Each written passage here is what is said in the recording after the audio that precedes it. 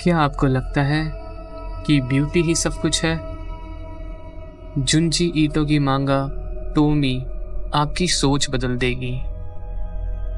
एक ऐसी लड़की जिसे देखकर लोग बेवकूफ बन जाते हैं, लेकिन इसका राज जानकर उनकी जिंदगी बर्बाद हो जाती है। तो आज हम देखेंगे जुंजी ईटो की मांगा टोमी चैप्टर 1 के बारे में। तो मांगा की शुरुआत होती है डेथ से। मांगा के फर्स्ट पेज पर हम देखते हैं कि टोमी मर गई है और उसका फ्यूनरल चल रहा है।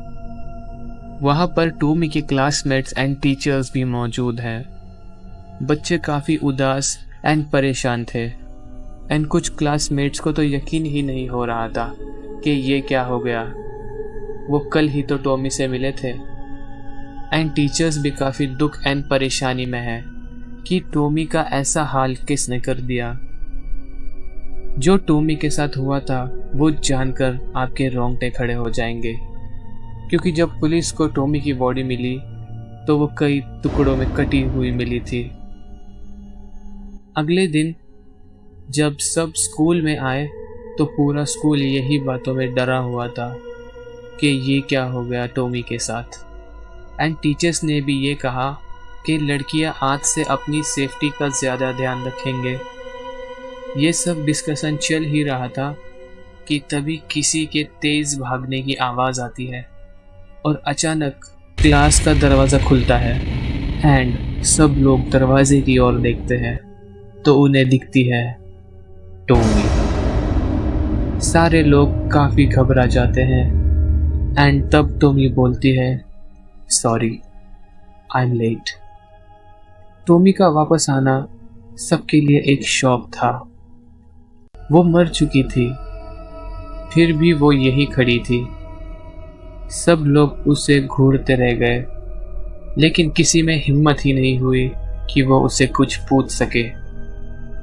टोमी बिल्कुल नॉर्मल बिहेव कर रही थी, जैसे उसके साथ कुछ हुआ ही ना हो, लेकिन उसकी प्रेजेंस सबको डरा रही थी।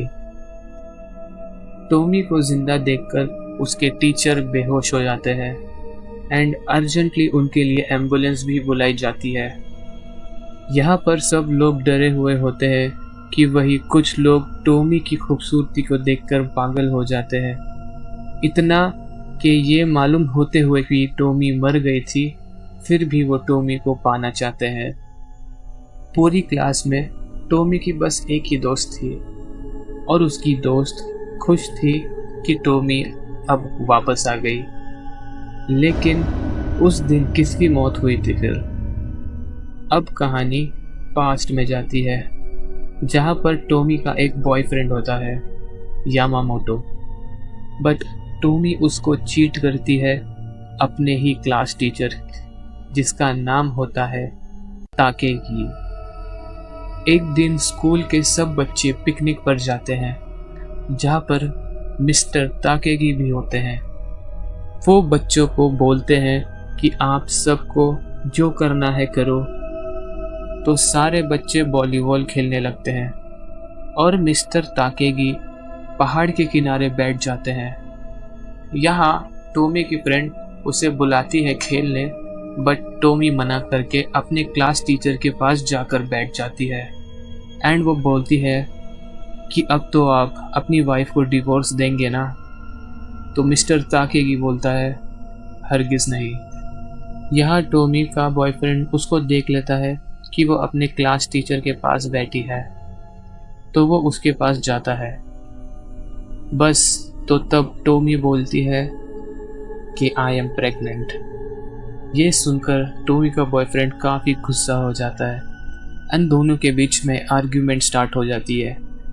उसी बीच यामामोटो, जो टोमी का बॉयफ्रेंड है, वो उसको अपनी ओर खींचता है।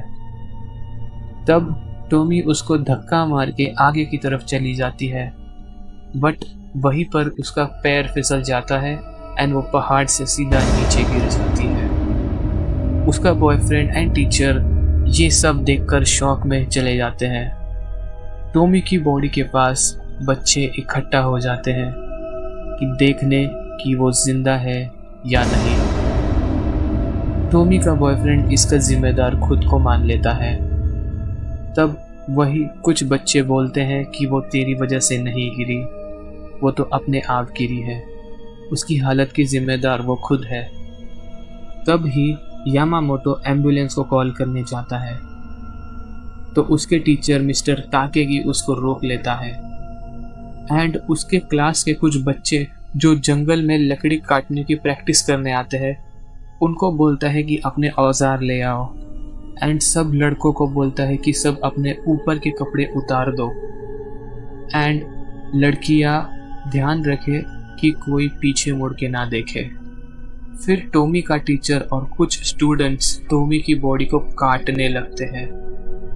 उसकी बॉडी काटते वक्त उन्हें ये पता चलता है कि टॉमी तो जिंदा है।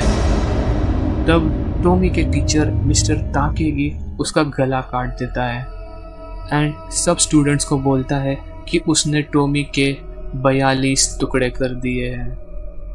क्योंकि वहाँ पर 42 स्टूडेंट्स मौजूद थे, वो हर एक स्टूडेंट को एक एक टुकड़ा देता है एंड उन्हें वो ठिकाने लगाने बोल देता है। पूरे स्कूल में टॉमी की बस एक ही दोस्त थी, तो वो उस दोस्त को टॉमी का हार्ट देता है। बाद में टॉमी की दोस्त उसका हार्ट लेकर एक नदी में फेंक देती है। मांगा में हमें आगे ये पता चलता है कि टॉमी का लोगों को बार बार दिखना लोगों के दिमाग में डर और खौफ पैदा कर देता है, जिसकी वजह से टॉमी का टीचर मिस्टर ताकेगी को मेंटल हॉस्पिटल में भर्ती करना पड़ता है।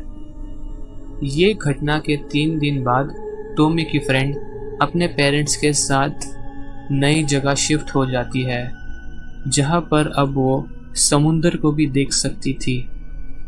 तब वही पास्ट से जुड़ी बातों के बारे में सोचकर चलते चलते समुंदर के किनारे उसको एक पैकेट मिलता है जो कुछ जाना पहचाना सा था। उस पैकेट के पास ही एक काफ़ी बड़ी चट्टान होती है। जब वो चट्टान की उस ओर देखती है तो उसे टॉमी दिखाई देती है जो मॉन्स्टर की तरह दिख रही थी। और यहाँ पर चैप्टर 1 ख़त्म हो जाता है। अगर आपको ये एक्सप्लेनेशन पसंद आया हो तो वीडियो को लाइक करें, शेयर करें और चैनल को सब्सक्राइब करें। कमेंट करके बताएं कि आपको ये स्टोरी कितनी स्कैरी लगी। अगले वीडियो में हम जुंजी ईटो की एक और हॉरर स्टोरी लेकर आएंगे। तब तक के लिए अपना ख्याल रखिए और टॉमी से दूर रहना।